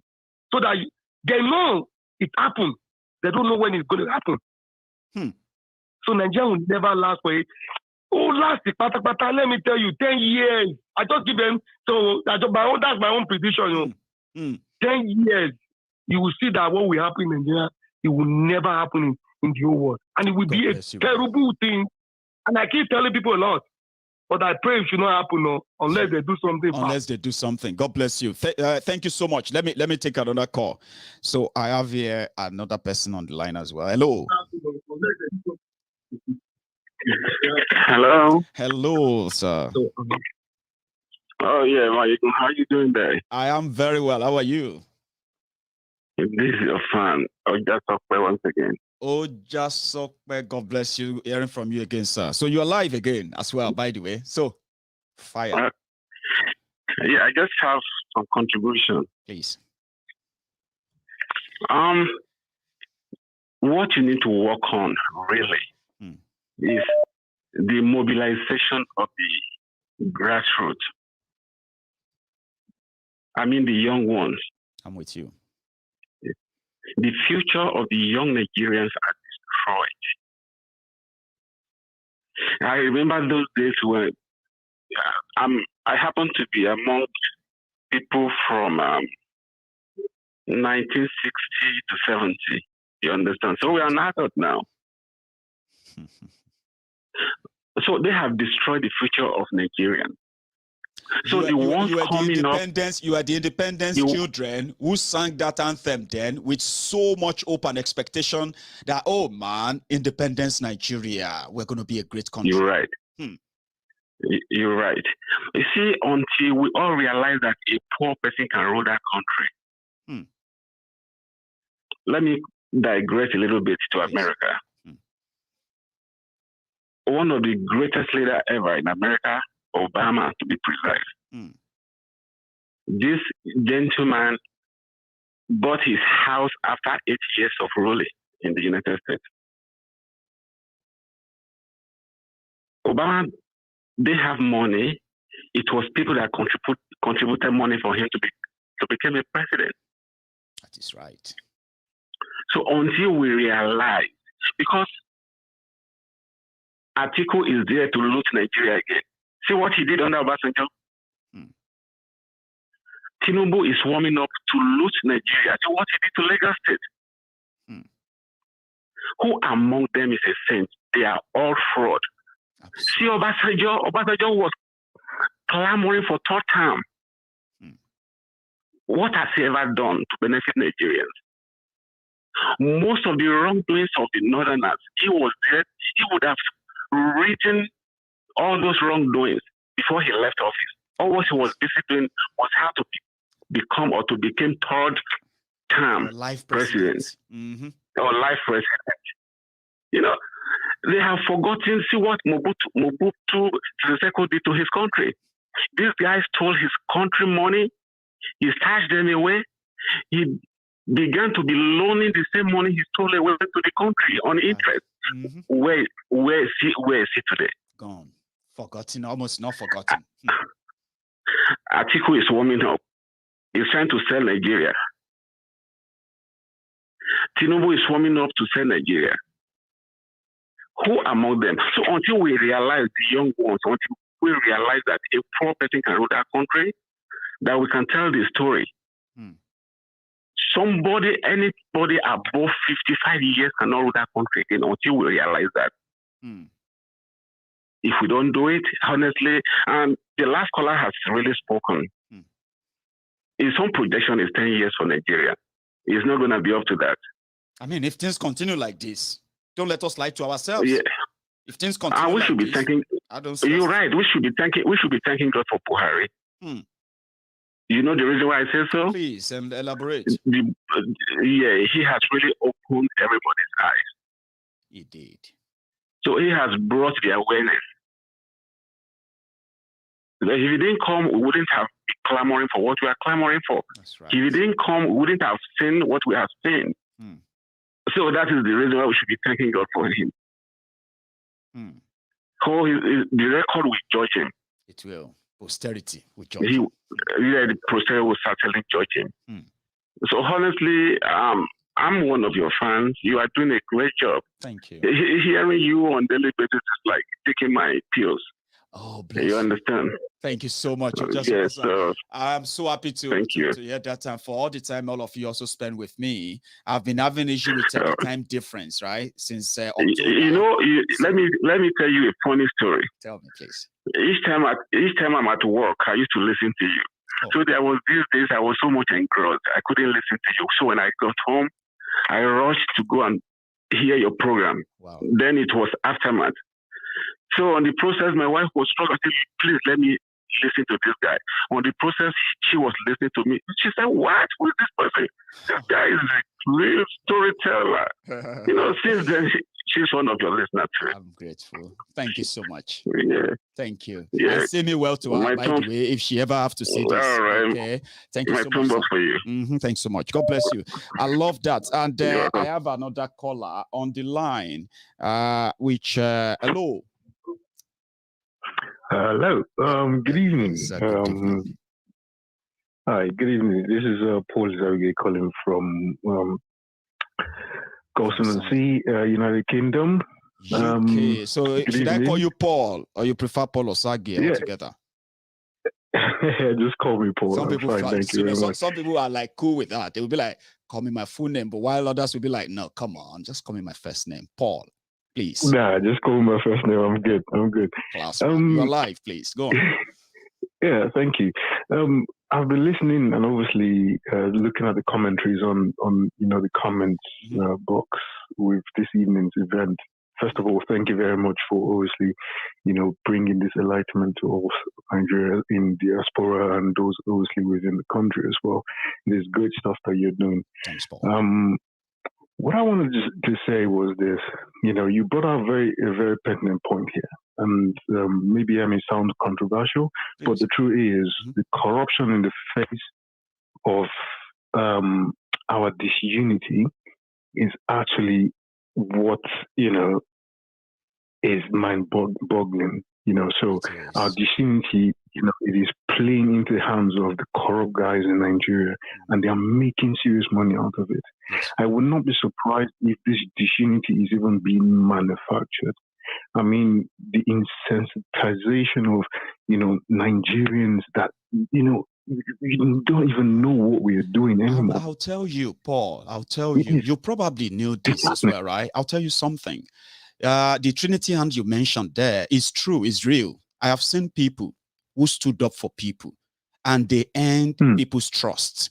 Where people said, call that person, he will speak for us. We love him. He always stand up. And then, like a twist of fate, you found these people defending the same system all of a sudden because they've been given an appointment. Then you figure out like it happens here, it happens then, it happens again and again and again and again. And people just believe that nobody to trust. Look at them. Exactly. They're all talking. Everybody is talking, fighting for government. All of them are fighting for something. Exactly. So I agree with you. It's always been there. But so the question is, if those people or those of us that are clamoring for succession, let's go our own way, how does that change anything? Don't you think that you would still have these corrupt individuals in the respective societies still doing exactly what is being done into the wider Nigeria? Let me answer that, Paul, because that's like something they call the FAQ, frequently asked questions. Like, you see, I love the idea of us breaking up, but I'm also kind of concerned that the criminals we are trying to run away from Nigeria, we're not going to just jail them. They're going to be part of the new countries. But let me tell you something, Paul, right? law, just obeying law only. Like if Nigeria choose to just implement their laws alone, yeah, you see all these untouchable criminals, the law will put them away naturally, just naturally. Yes. You get what I mean? If somebody is not trying to shield them, cover them, do all these things that we all know, right? If the law, they have the laws in Nigeria. So the same thing is expected in any new country. Because when you say you want to start a new country, it starts from the people as agreeing that they want it. Then the people also identify who are the drivers, who are the leaders of those champion ideas. When people begin to trust it, that means they'll begin to trust the system being put forward. So if the process and the journey finally lead to a referendum, those are the people that will go and vote and say, we want a new country. There must have been some level of connection and process that get to that. But Nigeria is not allowing that to happen at all. So we couldn't test it. You get it now? So if to say Nigerian system law allows people to gather peacefully, discuss all these differences, discuss referendum, begin the process of lobbying maybe politicians and the rest of them to push for referendum in the law. If Nigeria is not criminalizing it, we would have discovered how many people would have studied the process of referendum in a new country and made themselves leadership-worthy people, that people will begin to say, I would rather vote for, if that person run for office in our new country, I will believe him. You get what I mean? You would have practicalized leadership traits in so many people. Unfortunately, I totally agree with you. I totally agree with your point, but the reality still is what we're living with in Nigeria at the moment. So when you're talking about reality, we are still living in a colonial era. You know, I mentioned in one of the comments on Facebook where I said, colonial Nigeria still is the masters versus the enslaved, where, you know, we are stripped of all what we know, our cultures, our beliefs, and we are insensitized with various sort of information, how we are to live. It's basically an animal farm. That's how we're living right now. And the previous speaker, one of the previous speakers talked about, you know, going to the grassroots and saying, okay, we need to repair the grassroots and we need to move up that revolution from that strand. How do you do it in a structure that is already disorganized, in a structure that is totally destroyed, which you have acknowledged that? It is at the moment looking impossible, but we have faith in ourselves. We have faith in our people. The likes of Shore, the likes of Nnamdi Kanu and the rest of them. They are the revolution of Nigeria. And we hope that whoever, you know, we need to open our eyes and see that the next election as we go out and actually get the right people in. Even if we don't get all of them in, we get people at the grassroots that are going to be working towards it. Somebody mentioned Obama. Obama worked from the grassroots to get to his presidency. He did not just get there by the sake of it. You know, even if he lost out on his first bid to be president, he went back again because they knew he was a talent. And that is what we need to see. That is what people need to, you know, acknowledge in Nigeria. We need to look for those people and get them out there. Talking about contributions, sponsors, and everything, look at all the sponsors in Nigeria, those sponsoring PDP, APC, and the rest of them. Those are corrupt individuals as well. The whole strand, the whole fabric is corrupt. So therefore, alternative options need to be looked for. We cannot be relying on petroleum companies. We cannot be looking at white-collar agencies that are working, you know, for the sake of APC or PDP, you know, or MTN, all the who are giving them the licenses. It's the government of the day that is giving them those licenses to operate in Nigeria. So there is no way we are going to get money from those sort of individuals, you know, to get the right person up there. I do not want to take your time, else, you know, we'll be talking about loads of things. You know why you made this? You know why you made this interesting is that I love the fact that you were able to throw your questions at me. They are so direct that there shouldn't be anything we call meme in Yoruba. That is They were so straightforward, their questions, and I've got some answers there. And what I figure out is that we need personalities to lead those struggles. Like I said, that if to say Nigeria did not criminalize coming together to discuss issues like this publicly, yeah, if they didn't criminalize it, Nnamdi Kanu will be walking about with multitude wherever he goes, telling them about why they need Biafra. From the process, people will begin to appoint their own representatives in different communities, different towns, and all have you. People they can test. If they fail the test, they will replace them, and that's how what they will look forward to in a new country. Imagine if Nnamdi Kanu is out there, like, you know, he can visit Olu, he can visit Owerri, he can visit Oka, he can meet people there everywhere. He can go to Lagos and meet the Igbos. He can go to Abuja and meet them. Imagine the carnival like it's going to be like. Who won't be interested in Biafra if that is what it is? Who won't? Yeah, of course. No, I totally agree. Look, if you were to look into, various facts and say, okay, the East is being marginalized, the South is being, let's look at the North as well. I have empathy for those guys. Let's look at the North. Buhari is from the North. What has it really done? People are hungry. People are homeless in that area. Probably even worse off because of the South. Educated. The main businesses in the country is in the South. There is nothing in the North. People are actually suffering. So when people talk about, disunity or we should break up and all that, you need to also look around. Exactly. We need to look at the whole fabric of society itself and say, right, okay, is the North actually enjoying anything here? Not, no. Are they actually enjoying anything? They're not. So which means these guys that are corrupt are happy that we are, fighting amongst ourselves, saying, we want to break up, and in the same vein, stealing money without even you realizing. But of course, as the last caller said, Buhari, has made it, clear, and as you said, criminalization of, injustice has been. That's right.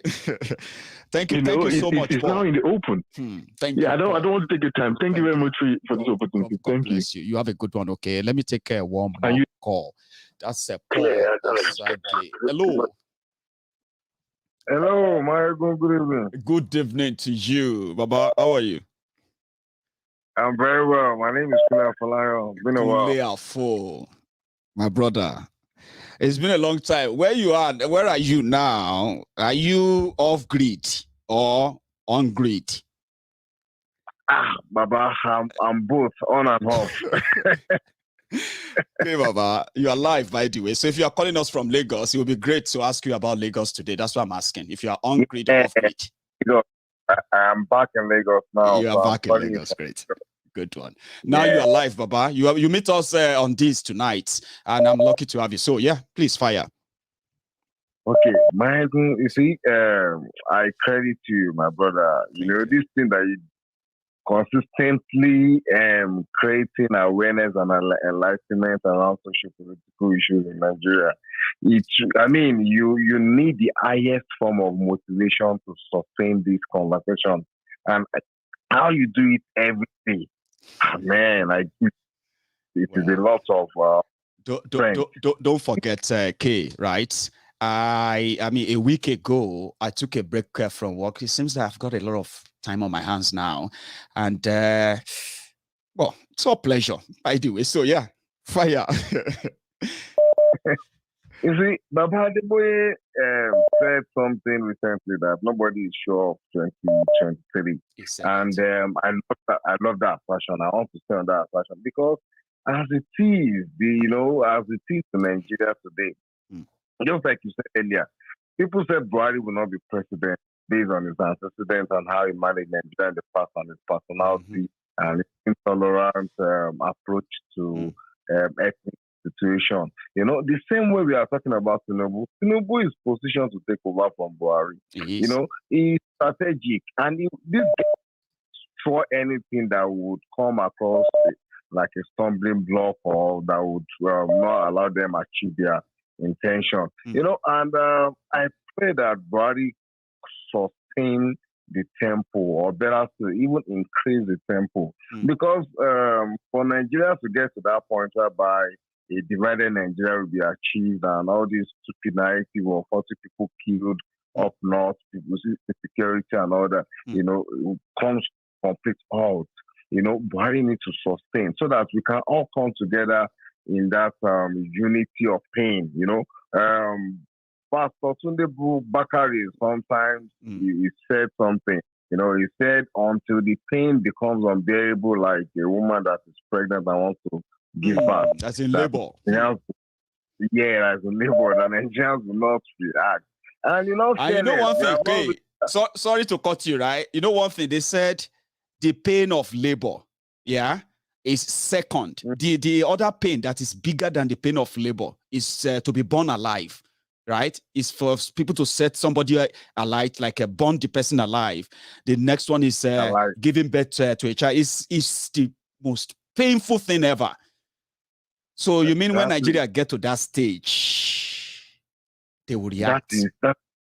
That is when we will react. Otherwise, how do you explain a country of 200 million and we allow just a few of these people? Chowore is screaming every day. Nnamdi Kanu is screaming every day, and we can't even sustain a protest of 10,000 in each state across the country. No. You know, to drive home the demand. You call for protest in UK, you have a pocket of Nigeria. You call just for protest in America. Around. That's right.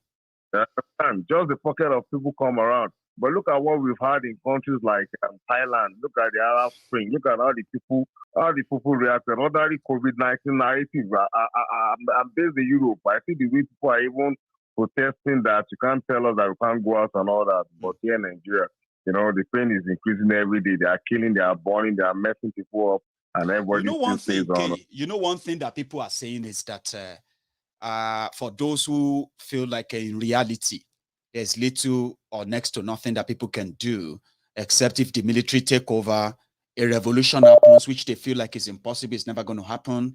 Then maybe military takeover, which is in doubt, and what have you. Except any of those happens, right? If Buhari has to leave, the beneficiary of all these killings, all these failings, will be PDP. And in shock, right?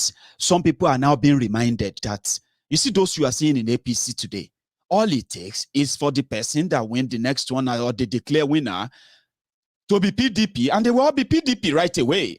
And you see people where you want to arrest, where you want punish for all the crimes they have committed now, they will just be PDP, and then you are lost. Like, okay, who is going to now who is going to prosecute them now? So people are worried about that too. That's why some are saying, forget about the election if you can. You are very, very right. Ike Colonial, they've been spending the currency from Abacha's side. The same people that condemned Abacha that agreed with Babangida to annul in 1993, they are still the same people in government. They keep reinventing themselves in different parties and any power that is in government. It is the same template they've been repeating for Nigeria. They move to PDP, they move back to APC. If APC comes up tomorrow, you know, they go there. Everyone is currently being encouraged to get their PVC now. Narrative now is being deliberately driven around the election. The conversation is around the electoral view, the one that's stuff now. Exactly. And so that the propaganda is driving people towards sanity that you can only remove, you know, the same old shit. It's not the first time that Kaba is ruling Nigeria, like the people that move from PDP to APC. Kaba has been managing the entity called Nigeria for a very long time in respect to Daily Faro thing. Owners of the gatekeepers. Exactly. So what are we doing now that has not been done before around the election, around people moving from parties, you know? But people like Chowore, people like Nnamdi Kanu, the reason why these guys believe in the movement and for the conscious one, if you go to their pages, you'll be amazed at how Nigerians even condemn these guys and insult them. People that are trying to like open your issue. I've been talking about this soldier woman that was detained because she accepted a proposal from her boyfriend. And the elite Nigerian graduate saying that Nigeria should stand up for it. She must face the consequences, you know. Nigerians have been brutalized and deprived that there's no empathy, there's no feeling, there's no real anything anymore. It's just about you know, human beings can be conditioned though, Baba. We've been socially conditioned that it is even difficult for you to have a logical and sensible conversation on the streets of in the country. So how are we saying? Without being a pessimist and without being trying to be negative, Nigeria is on a cruise and it's reached crescendo. Nothing will happen. Keep enlightening. One day it will all come together. People say that to me all the time. Now they say just keep saying it, keep reminding them, because if you stop and everybody stops, trust Nigerians, they won't even remember anything anymore. They will continue their stuff, and then guess what? We end up in the same place, just same points. No progress. Let me give you are very, very right. A good example is Afghanistan, a country of 42 million people. How many people are the Taliban that is running them? They can't even, everybody have agreed that they will be led by terrorists and all that, and their destiny is sealed and all that. So you will be surprised that we are 200 million in Nigeria, but the trajectory will continue the same way it is until that pain becomes unbearable and people come up and demand for a country that should be. Otherwise, the few people that can speak, they will pack their bags, relocate out of the country. So, Baba, thanks a lot for... Okay, thank you so much as well for calling in, okay? It's been a pleasure and good to hear from you again, Baba. Thank you so much. So, this is where I'm going to also draw the curtains, okay? It's about 2 hours now on this program. I'm so sorry that I spent most of the time talking about almost everything. But again, I will be here tomorrow, okay? So if I can have 2 programs on the same day, I'll do that. But if I can't, I am going to be here tomorrow evening.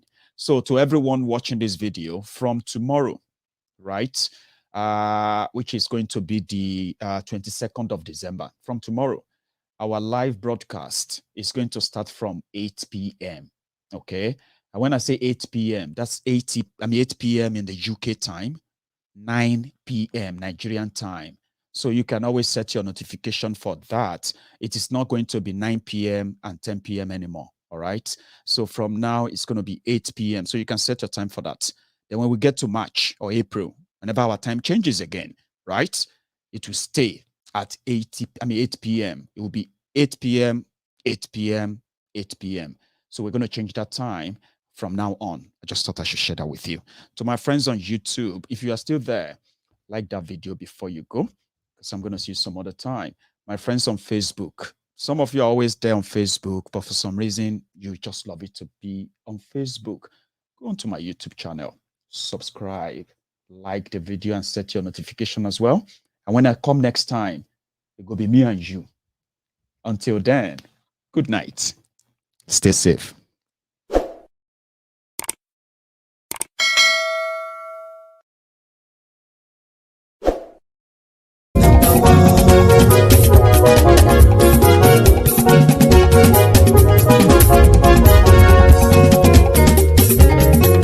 Àníyàn súnra kì í. Maiyegun ti dé. Maiyegun ti dé. Ọ̀jẹ̀lú ẹ̀ súnra kì í. Maiyegun ti dé. Àníyàn súnra kì í. Maiyegun ti dé. Lórí Facebook. Maiyegun ti dé. Àníyàn súnra kì í. Maiyegun ti dé. Lórí YouTube. Maiyegun ti dé.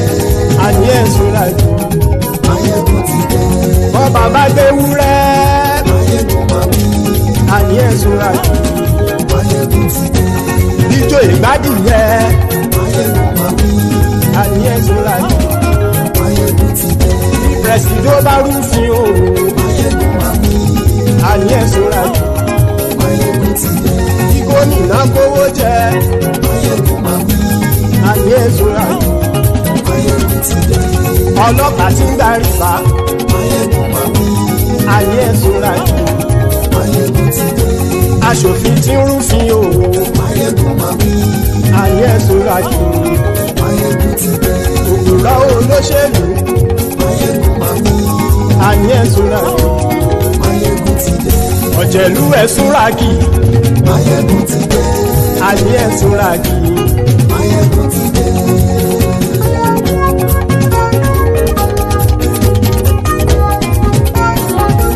Maiyegun ti dé, gbogbo ọ̀jẹ̀lú ẹ̀sùn ra kì. Maiyegun ti dé, gbogbo ọ̀jẹ̀lú ẹ̀sùn ra kì. Ṣùgbọ́n ní bá ti ṣe èyí tó yẹ kí wọ́n ṣe, ọmọ bá dèrò ní fi wọ́n níran o. Maiyegun ti dé, gbogbo ọ̀jẹ̀lú ẹ̀sùn ra kì. Maiyegun ti dé gbogbo ọ̀jẹ̀lú ẹ̀ súra kì ṣùgbọ́n ní bá ti ṣe yìí tó yẹ kí wọ́n ṣe ọmọ bá dẹ́rọ̀ ò ní fi wọ́n níran. wọ́n fowó bẹ́ẹ̀ o Maiyegun ó sọ pé wọ́n ò bẹ́ẹ̀ wọ́n fowó bẹ́ẹ̀ Maiyegun ó sọ pé wọ́n ò bẹ́ẹ̀ oníkanṣá ti ṣe yìí tó yẹ kí wọ́n ṣe fáwọn ará ìlú tó gbé wọn débẹ̀ o àyè. Maiyegun ti dé gbogbo ọ̀jẹ̀lú ẹ̀ súra kì Maiyegun ti dé gbogbo ọ̀jẹ̀lú ẹ̀ súra kì ṣùgbọ́n ní bá ti ṣe yìí tó yẹ kí wọ́n ṣe ọmọ bá dẹ́rọ̀ ò ní fi wọ́n níran.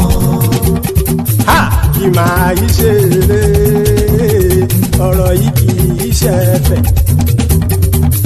kì máa yí ṣe eré ọ̀rọ̀ yìí kì í ṣe ẹ̀fẹ̀ ẹni bá ti lè lẹ́bọ̀ lẹ́rù o ọmọ bá dèrò kàṣàyè tú wọn síta. Maiyegun ti dé gbogbo ọ̀jẹ̀lú ẹ̀ súra kì Maiyegun ti dé gbogbo ọ̀jẹ̀lú ẹ̀ súra kì ṣùgbọ́n ní bá ti ṣe yìí tó yẹ kí wọ́n ṣe ọmọ bá dẹ́rọ̀ ò ní fi wọ́n níran. tẹnitẹni ọmọ Maiyegun ọ̀rẹ́ ara ìlú mọ̀mọ́ ni mo fọlọ́run sọ ẹ̀ bá kìlẹ́bù lóòótọ́ olódodo ìlú ọ̀tá ìlú mọ̀mọ́ ni ìwọ ṣá máa ń ṣọ́ra kò sì mọ́ bẹ̀rù bọ́tà ń lè rí bóníṣègùn lé káwọn mọ̀mọ́ fi ṣera wọn ni ó ti dẹrùn tí wọn ò gbọ́dọ̀ sè mọ́bẹ̀. èèpo ọ̀bọ lọmọ bá dérò tàjẹ́ ò gbọ́dọ̀ jẹ́ ó ti jọba lórí àbínú ẹni kò sì mọ́ fòyà àìsíwọ́lu ní ẹnìkẹ́ ìgbódì ẹyin lábàrá ó kó ẹni tó bá dán wò á kàmù Maiyegun ti dé